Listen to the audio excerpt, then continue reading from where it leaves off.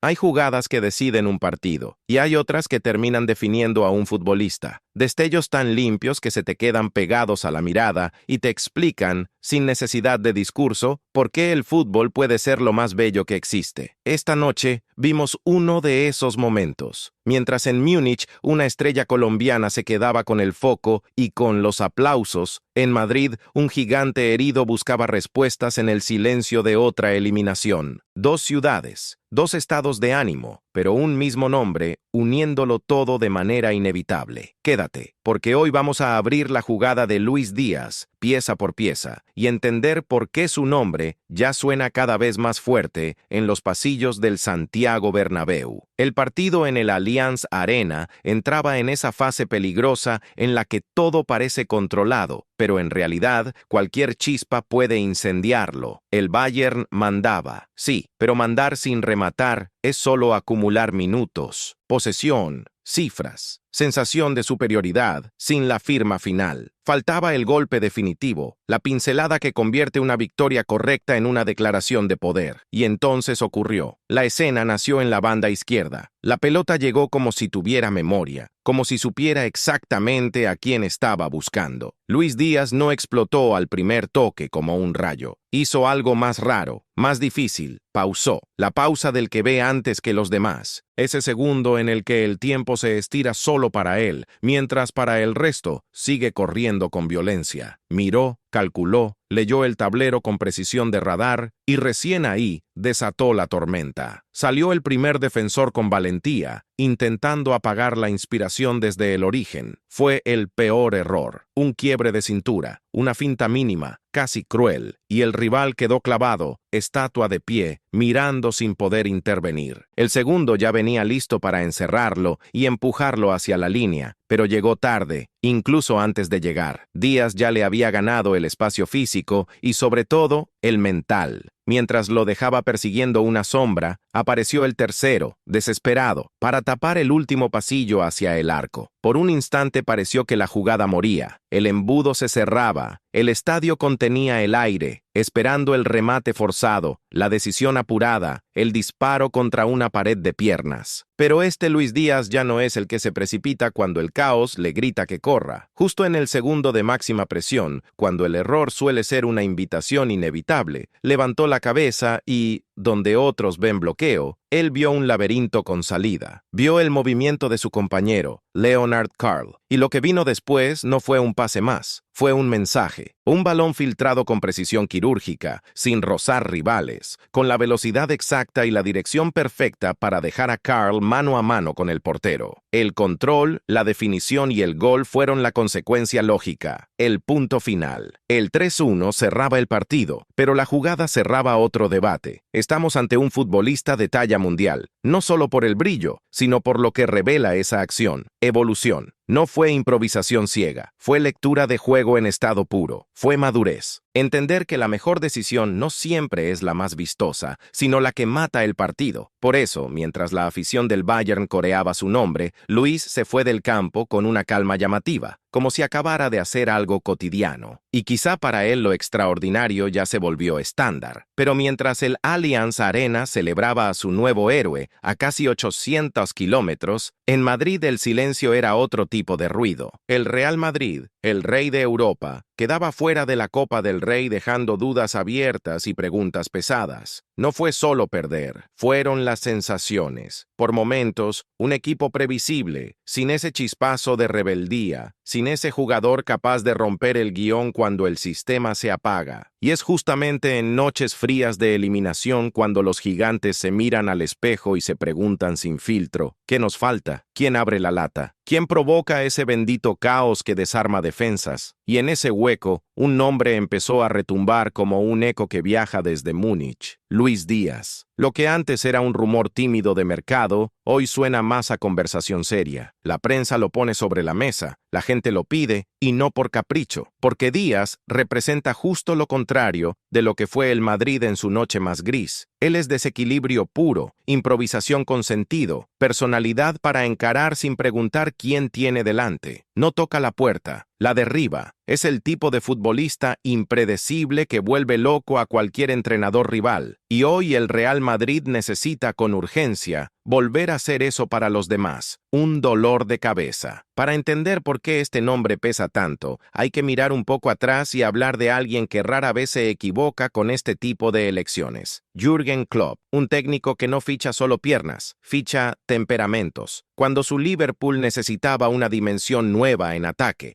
puso un nombre sobre la mesa y no dudó. Pidió a Luis Díaz porque vio algo más allá del regate, vio fuego competitivo, vio un motor inagotable para su idea de fútbol, vio a un jugador que no se esconde. Klopp entendió algo que muchos recién están terminando de aceptar. El talento de Lucho es enorme, pero su carácter es todavía más grande. Y en el ecosistema perfecto, respondió como responden los que están hechos para la élite, convirtiéndose en una máquina competitiva. Hoy Klopp ya no está en Liverpool, pero su nombre aparece cada vez que se habla de reconstrucciones grandes y proyectos de ambición máxima. Y ahí es donde los hilos empiezan a juntarse, porque un entrenador como Klopp no aterriza solo, llega con certezas, y una de sus certezas históricas tiene nombre y apellido, Luis Díaz. La conexión asusta de lo lógica que suena. Si el arquitecto que potenció a Díaz hasta convertirlo en élite mundial entra en el mapa madridista, lo natural sería que quiera llevar consigo una de sus piezas más fiables. Un rumor alimenta al otro, y el otro devuelve el golpe, como si ya no fuera casualidad, sino dirección. Y seamos claros, Luis Díaz está hecho para la presión del Bernabéu. Ese estadio no es una piscina para aprender, es un océano. O nadas como tiburón o te hundes. Y el Díaz de hoy ya no es proyecto europeo, es realidad. Rinde de inmediato. Entra a un vestuario lleno de estrellas sin achicarse, porque tiene personalidad para no vivir a la sombra de nadie, y encaja con la exigencia de la grada porque cada carrera trae hambre. Imagina por un segundo un ataque con Vinicius en un lado y Luis Díaz en el otro. Velocidad, potencia, desborde, agresividad constante. Una pesadilla para cualquier defensa del planeta. El mercado tiene 1000 variables, sí, pero el fútbol habla un idioma universal. Rendimiento. Y el rendimiento de Díaz está mandando un mensaje sin matices. Ya pasó la etapa de adaptación. Ya dejó atrás el está aprendiendo. Hoy está listo para el desafío definitivo. Convivir con la obligación de ganarlo todo siempre. Lo de esta noche no fue un destello aislado, fue confirmación. Por eso su nombre ya no se susurra como promesa interesante, sino que se discute en voz alta como solución posible. Y si queremos responder con seriedad si esto tiene sentido, hay que mirar el contexto completo, no solo el brillo de una jugada. El Real Madrid no compra talento por capricho, compra soluciones. Y hoy la necesidad es evidente, recuperar un tipo de amenaza que, en los momentos grandes, obligue al rival a vivir incómodo desde el minuto 1. Cuando los partidos se cierran, cuando el bloque bajo se vuelve una pared y el plan del rival es aguantar y esperar tu error, hay dos llaves que abren puertas, la pelota parada y el 1 contra 1. Históricamente, el Madrid sobrevivió a noches oscuras porque siempre tuvo, al menos, un jugador capaz de inventar algo cuando no había nada. Y en esa eliminación reciente, lo que dolió no fue solo el marcador, fue sentir que faltaba ese foco de caos controlado. Luis Díaz es exactamente eso, caos con dirección. No es un regateador que dribla por driblar, es un futbolista que te amenaza con 3 cosas a la vez, el desborde por fuera, el recorte por dentro y la descarga final con ventaja. Y esa triple amenaza no solo rompe marcas, rompe estructuras, obliga a que el lateral no pueda salir solo, fuerza al central a bascular, y ahí aparecen los espacios que los equipos grandes necesitan para castigar. Y hay un detalle que separa al Díaz de hoy del de hace un par de temporadas: la toma de decisiones. Antes, cuando se encendía, a veces se desconectaba del resto. Hoy juega con una claridad distinta. Pausa cuando debe, acelera cuando toca, y cuando el embudo se cierra, no se desespera.